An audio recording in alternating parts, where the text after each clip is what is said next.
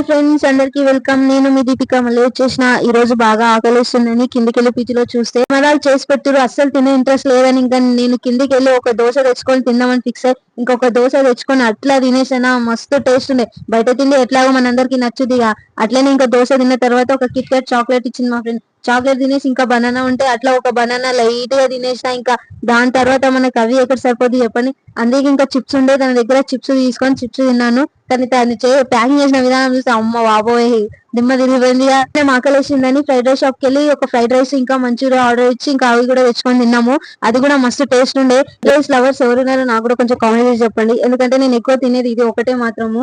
ఇంకా తక్కువలో ఇంకా అట్లా అయిపోద్ది కదా, నేను కూడా అదే తెచ్చుకొని తింటాను. ఇంకా తిన్న తర్వాత ఇంకా కొంచెం వాకింగ్ చేస్తే బాగుంటుంది కదా, అందుకే పార్క్ వచ్చిన అనమాట. ఇక్కడ చూస్తే మాత్రం అందరూ మంచి పావురాలే ఉన్నారుగా, ప్రేమ పావురాలు. ఇంకా దాని తర్వాత ఇంకా బయటికి వెళ్ళేది ఉంటే కొంచెం చిన్న పని, అందుకే అట్లా ఎంజాయ్ చేసుకుంటూ బయటికి వెళ్తున్నామా. టపాకాయలు అసలు మామూలుగా లేవు. దీపావళి పండుగ అయితే మా కాలనీలో టపాకాయలు కాలిస్తే అసలు నిద్ర పట్టలేదు. అసలు మీరు ఎట్లా కాలుస్తారేమో నాకైతే తెలియదు బాబు. వాము అసలు ఆ సౌండ్ కి నా చెవులు మొత్తం చిల్లులు పడేలా ఉన్నాయి. ఇంకా పీజీకి రిటర్న్ అయిపోయి నైట్ కి ఇంకా మష్రూమ్ బిర్యానీ ఇంకా క్యాబేజీ కర్రీ పెట్టారు. అవి రెండు తర్వాత ఇంకా కొంచెం స్వీట్ ఉండే, స్వీట్ తినేసి ఇంకా పడుకోండి పోవడమే. నిద్ర వస్తుంది మాత్రం. సబ్స్క్రైబ్ లైక్ మాత్రం అస్సలు మర్చిపోద్దు. ఓకేనా, బాయ్.